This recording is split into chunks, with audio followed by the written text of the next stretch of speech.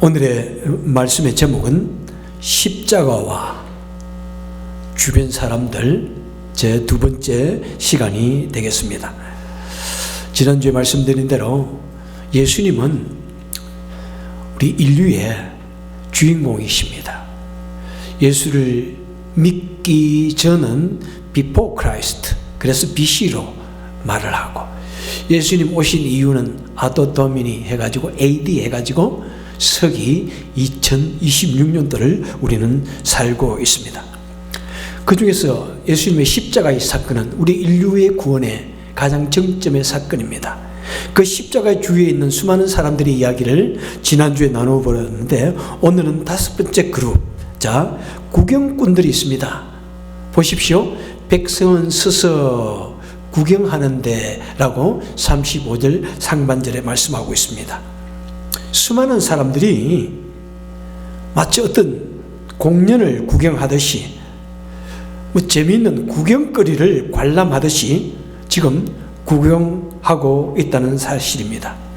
예수님께서 십자가에 달리시던 그날은 유대인의 최대 명절인 유월절입니다. 이 유월이란 말은 넘어간다라는 그런 의미입니다. 바로 유월절은 애굽에서 종살이를 하고 있던 히브리 민족들을 하나님께서 그들을 구원하셔서 가나안 땅에 들어가게 하는 그 사건인데, 그 사건을 이루기 위해서 10가지의 재앙을 이 애굽 땅에 주시고, 그래서 애굽 왕으로 하여금 항복하게 합니다. 그 마지막 재앙이 무엇이냐면은 모든 애굽의 장자들을 죽게 하는 재앙입니다. 그런데 하나님께서 말씀하시기를, 너희는 양을 죽여서 양의 피를 문에 이렇게 발라 놓으면은 내가 그 문에 피를 보고 넘어가리라. 그래서 이제 히브리 민족들은 이제 그 유월절을 오면은 그 자신을 구원하여 주신 그 하나님의 은혜를 기념하며 감사하는 때입니다. 그리고 그 어린 양은 누구라고요? 그 어린 양은 앞으로 장차 오실 메시아, 온 인류의 죽을 수밖에 없는 인생들을 구원하시기 오신 그 예수님이 바로 그 어린 양의 예표라고, 그 어린 양은 그 예수님에 대한 예표라고 말씀하고 있습니다.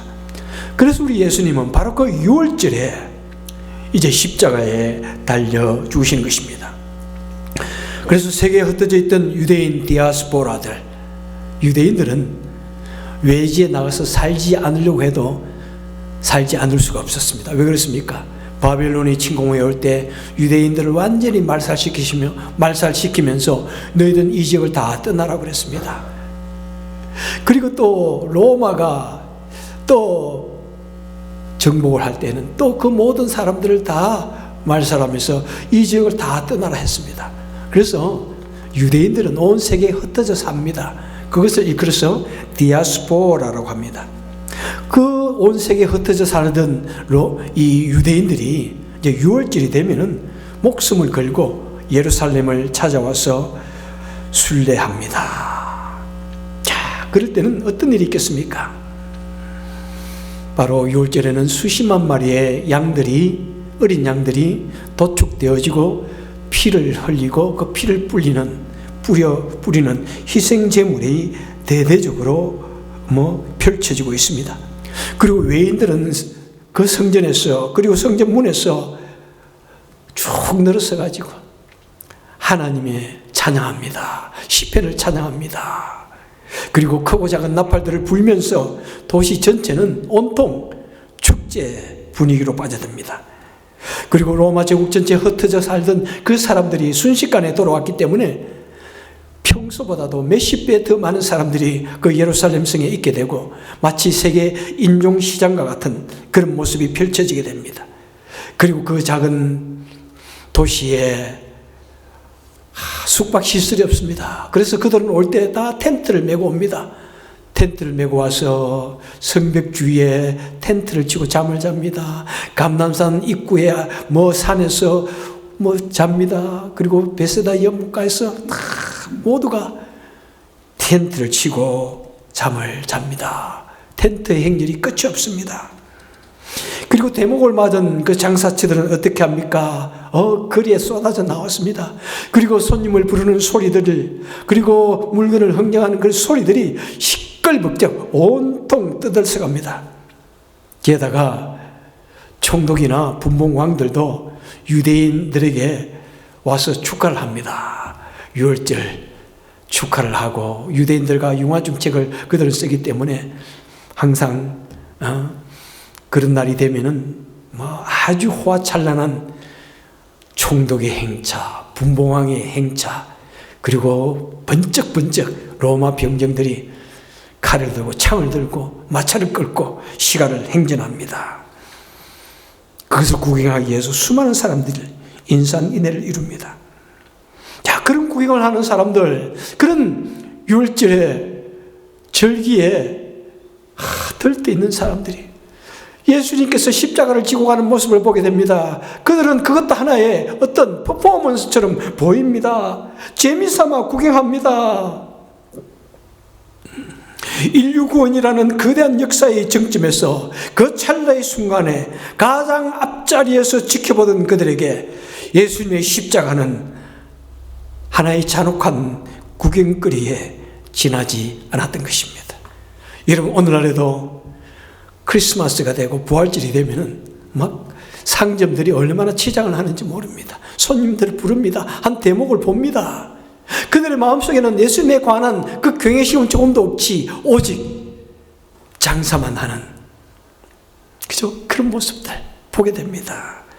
그리고 미국 내에도 각국에 얼마나 많은 그런 패션 오브 크라이스트를 공연하는 그런 장소가 있는지 모릅니다. 참 그것을 보면서 우리 그리스도인들은 너무나 감동을 하지만은 많은 사람들은 그것을 하나의 연극으로만 보기도 한다는 사실입니다. 수많은 사람들이 구경꾼으로 나와 있습니다. 또 여섯 번째 그룹은 어떤 사람들입니까? 예수님을 비웃는 사람들이 있습니다. 바로 읽은 그 다음부터 보십시오. 관리들은 시작 비웃어 이르되, 시작 그러면 같이 읽어야죠. 관리들은 비웃어 이르되 저가 남은 구원하였으니 만일 하나님이 택하신 자 그리스도이면 자신도 구원할지어다 하고 군인들도 희롱하며 나와 신포도를 주며 이르되 내가 만일 유대인의 왕이면 내가 너를 구원하라. 두 번째 그룹의 사람들은 예수님을 비웃고 희롱하는 사람들입니다. 예수님을 비웃는 백성들의 심리는 무엇입니까? 그들이 과연 예수님께서 왜 십자가에 달려 돌아가시는지 그것을 알까요? 그것을 깊이 한번 생각이라도 해볼까요? 무엇이 진실인지 알기라도 노력이라도 해볼까요? 그들은 군정 속에서 군정 심리로 재미삼아서 지금 예수님을 비웃고 있습니다. 희롱하는 로마 군병의 심리는 무엇일까요? 한 무고한 사람의 생명을 자기가 쥐고 있다는 그 권세를 가지고 그 오만한 자의 모습으로 그는 예수님을 희롱합니다. 그리고 유대인들에게 한 재미있는 오락거리를 제공했다는 그런 의시되는 심리로 그는 오히려 예수님께 신포도주를 주며 희롱합니다. 그때 십자가에 달려 돌아가는 고통이 너무나 고통스럽기 때문에 마지막 자비로서 포도주에 곰의 썰개를 섞어서 주면은 어느 정도 고통을 이길 수 있다는 그런 자비가 있는데, 이 군인들은 오히려 예수님을 희롱하면서 쉰 포도주를 주면서 조롱했습니다. 그리고 내가 만일 유대인의 왕이라면은 내가 너를 구원하라. 아무런 방어를 행하지 않냐는 그 힘없는 한 명의 희생양을 가운데 두고 사람들은 한마디 하기 바쁩니다. 조롱하고 희롱하기 바쁩니다. 가장 은혜가 넘치고 가장 감사가 넘쳐야 할 그 유월절에 가장 비인간적이고 가장 잔혹한 인간의 집단 광기를 보여줍니다. 여러분, 때로는 그렇지 않나요? 정말 가장 은혜가 넘치고 가장 사랑이 넘쳐야 할 그곳에 때로는 그 가정이 때로는 세상에서 가장 두려운 장소가 된다고 합니다. 요즘에도 한국에서 수많은 많은 참 극단적인 그런 참혹한 사건들이 일어나는데, 그 사건을 일으키는 사람들의 그 과거를 어릴 때의 모습을 조명해 보면은, 어릴 때 집에 있는 것이 가장 두려웠다. 어릴 때 아버지가 가장 두려웠다. 그 상처들이 일생을 그를 사로잡음으로 말미암아 그가 결국에는 온 세상을 향하여 광기를 바라는 그런 사람이 되어지기도 합니다. 여러분, 때로는 교회라는 곳이 어떤 곳입니까? 교회, 주님의 사랑을 실천하고 드러내야 할 교회, 하나님의 은혜를 드러내야 할 교회, 이 교회가 어떤 때는 세상 앞에서 싸웁니다. 싸워도 그냥 싸우지 않았습니다. 피 터지게 싸웁니다. 모든 것이 산산조각이 날 때까지 싸웁니다. 가장 은혜와 사랑이 넘쳐야 할 그 장소에 가장 비인간적인 모순적인 모습이 드러나기도 하는 것이 우리 인생들이 살아가고 있는 이 세상입니다. 7번째로 어떤 인간 군상이 있습니까? 십자가에 두 강도가 있습니다. 39절부터 쭉 나오게 되는데요. 누가복음에는 이 달린 행악자라고 합니다. 이 달린 행악자 중 이렇게 말하는데, 마태복음에서는 강도라고 분명히 말하고 있습니다. 한번 읽을까요? 시작. 달린 행악자 중 하나는 비방하여 이르되 내가 그리스도가 아니냐, 너와 우리를 구원하라 하되, 하나는 그 사람을 꾸짖어 이르되 내가 동일한 중죄를 받고서도 하나님을 두려워하지 아니하느냐, 우리는 우리가 행한 일에 상당한 보응을 받는 것이니, 그 다음에도 이에 당연하거니와 이 사람이 행한 것은 옳지 않은 것이 없느니라 하고, 행악자 중 하나가 이르되 예수여 당신의 나라에 임하실 때에 나를 기억하소서 하니, 예수께서 이르시되 내가 진실로 내게 이르노니 오늘 내가 나와 함께 나군에 있으리라 하시니라. 자, 십자가에 달린 두 강도 중에 첫 번째 강도는 무엇입니까? 이 사람은 예수님을 비난합니다. 조롱합니다. 도대체 그가 어떤 삶을 살아왔기에 이럴까요? 이 두 강도가 이 내뱉은 이 한마디에 그들의 말 속에 한번 그들의 삶을, 그들이 살아온 삶의 배경을 한번 프로파일링 해볼 수 있을까요? 여러분, 프로파일링이라는 말이 무엇입니까? 어떤 사람이, 범죄자가 내뱉은 몇 마디의 그 말을 데이터로 삼아가지고 그들이 어떤 삶을 살았는지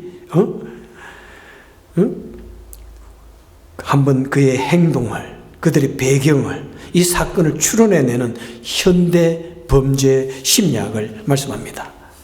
한번 우리 프로파일링, 우리 전문가가 한번 되어봅시다. 자, 첫 번째, 비방하는 강도. 내가 그리스도가 아니냐, 너는 우리를 한번 구원하라. 이것은 굉장한 희롱입니다.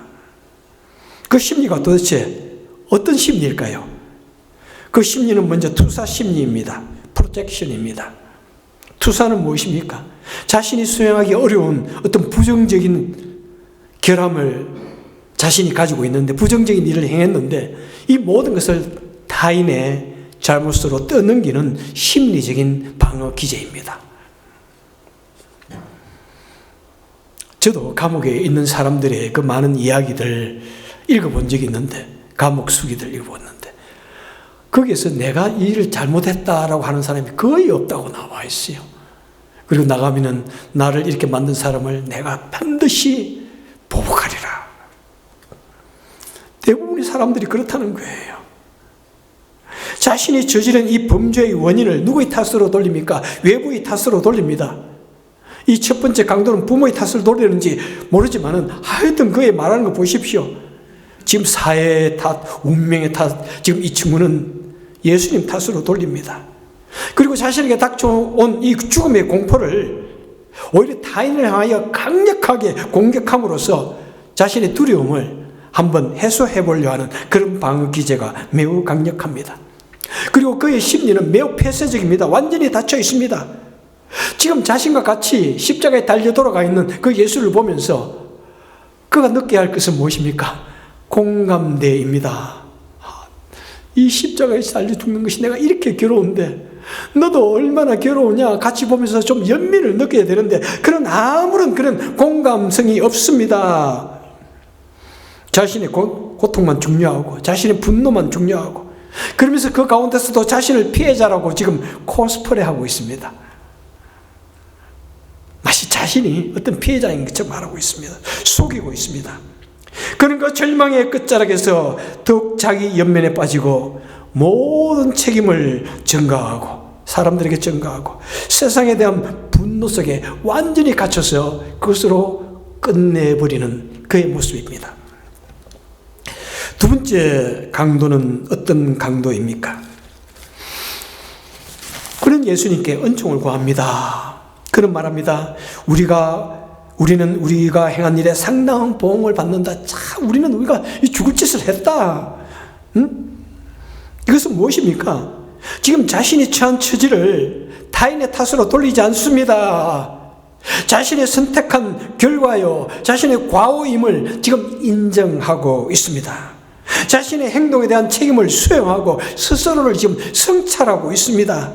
그런 절망의 벼랑 끝에서 비로소 자신의 죄악과 자신이 너무나 무가책에 살아온 것을 인정하고 회개하며 예수님, 당신의 나라에 임하실 때 나를 기억하소서하며 자신을 그 예수님께 의탁하며 주님, 저는 정말 아무것도 없습니다.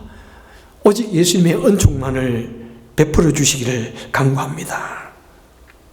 그런 십자가의 죽음이라고 하는 이 참혹한 죽음의 형틀 앞에서 그동안 죄악과 어둠에서 살아왔던 그의 삶을 회개하며 예수님께 자신을 오로지 소롯이 의탁합니다.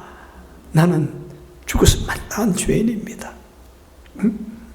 오직 주님의 은총만 베풀어 주시면 감사하겠습니다. 그는 십자가로 하는 참혹한 죽음의 형틀 앞에서 그동안 죄악 속에 파묻혀 살던 그의 어둠 속에 타락 속에 파묻혀 살던 그의 양심이 그 참혹한 죽음의 형틀 앞에서 살아났던 것입니다. 그래서 그 행악자는 예수여 당신의 나라가 임하실 때 나를 기억하소서라고 간절히 예수님께 간청하자 예수님은 말씀합니다. 오늘 내가 나와 함께 나그네에 있으리라. 주님은 그 강도가 어떤 삶을 살았는지 묻지 않습니다. 도대체 무슨 악한 일을 하여 이렇게 죽게 되었느냐고 그런 것 의문하지도 않습니다. 그냥 그가 주님을 향하여 은총을 베풀어 달라는 그 손길을 내밀 때 주님은 그의 손을 잡아주십니다. 그를 구원하여 주십니다. 내가 오늘 나와 함께 나그네에 있으리라. 그가 구원을 얻었습니다. 그 흉악한 강도가 구원을 얻었습니다. 어떻게 구원을 얻었습니까? 그가 구원을 얻기 위해서 노력을 한 것이 있습니까? 선을 베푼 것이 있습니까? 수도를 하였습니까? 아닙니다. 그는 조그마한 살아있는 양심으로 예수님께 자신을 전적으로 맡겼습니다. 예수님을 믿는 믿음으로 말미암아 구원 얻는 것을 보여주고 있습니다. 우리가 믿음이라고 할 때 그 믿음이 어떤 굉장한 종교심이라고 생각할 수 있지만 아닙니다. 이 믿음이라고 하는 것은 구원 얻는 믿음이 있고 또 능력을 일으키는 그런 생활의 믿음이 있지만은 구원 얻는 믿음은 있느냐 없느냐가 중요합니다. 계자시만한 믿음이라고 할지라도 아주 작은 양심을 가지고 예수가 아니면 나는 아무것도 아니요 나는 철저한 죄인이라는 그 고백이 있다면 우리 예수님께서는 우리가 어떤 죄를 저질렀는지 상관하지 아니하시고 우리를 구원해 주시는 것입니다. 오직 예수님만이 우리의 죄악의 문제를 해결해 주시는 그런 분인 것을 우리는 바로 이 사건을 통해서 우리는 보게 됩니다. 그리고 마지막으로 또 한 사람의 강도가 등장을 합니다. 23장 18절부터 한번 보겠습니다. 다 같이 읽겠습니다. 무리가 일제히 소리질러 이르되 이 사람을 없이하고 바라바를 우리에게 놓아주소서하니 이 바라바는 성중에서 일어난 밀란과 살인으로 말미암아 옥에 갇힌 자라라. 그들이 요구하는 자 곧 밀란과 살인으로 말미암아 옥에 갇힌 자를 놓아주고 예수는 넘겨주어 그들의 뜻대로 하게 하니라. 자, 이 바라바라고 하는 강도, 그는 그런데 보통 강도가 아닌 것입니다. 그냥 자신의 어떤 욕망을 위해서 또는 도적질을 위해서 자기 분노로 인해서 어떤 개인적인 분노로 인해서 사람을 죽인 강도인 것 같지는 않습니다. 어떤 자라고 설명을 하고 있습니까?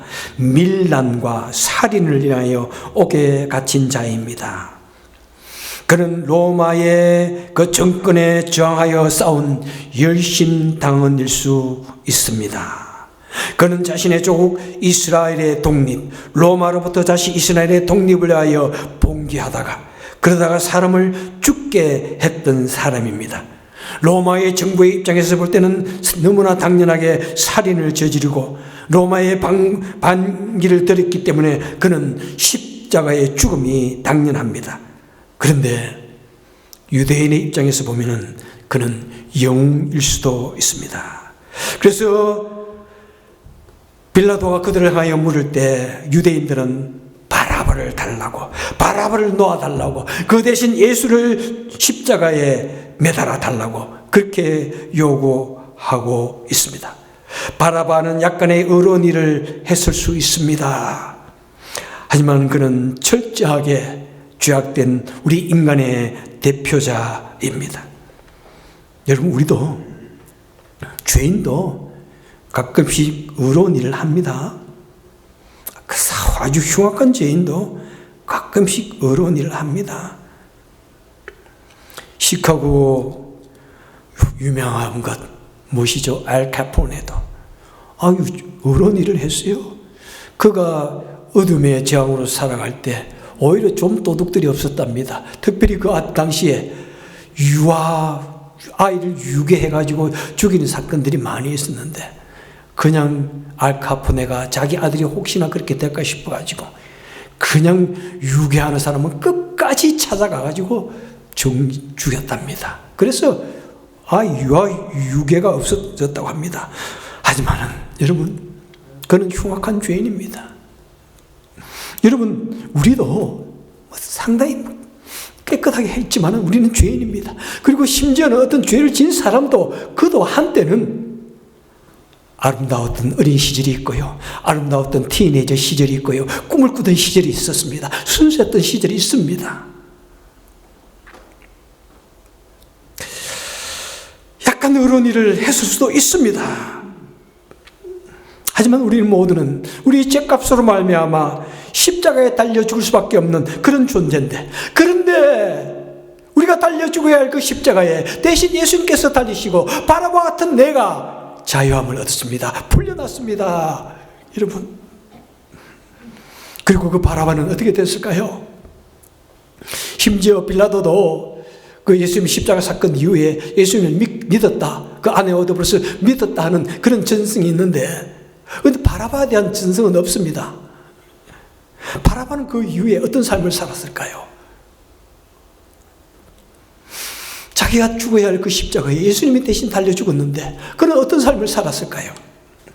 1951년에 노벨 문학상은 누가 받았는지 아시는지요?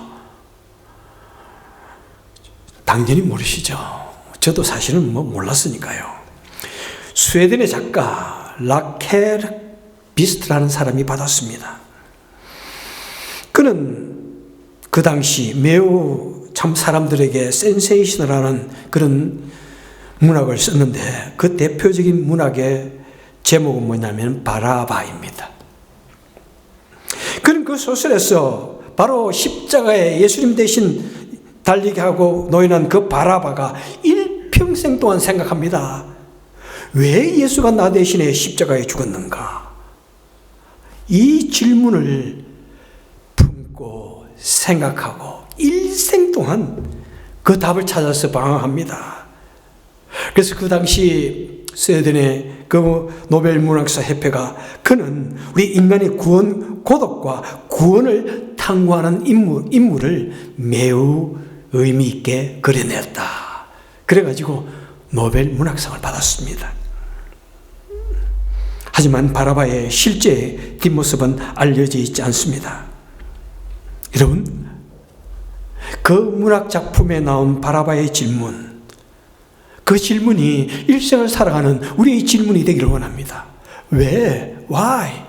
왜 예수가 십자가에 달려 돌아가셨는가? 나의 죄 때문이라 하는데 왜 예수님이 내 죄를 대신해서 십자가에 달려 돌아가셨는가?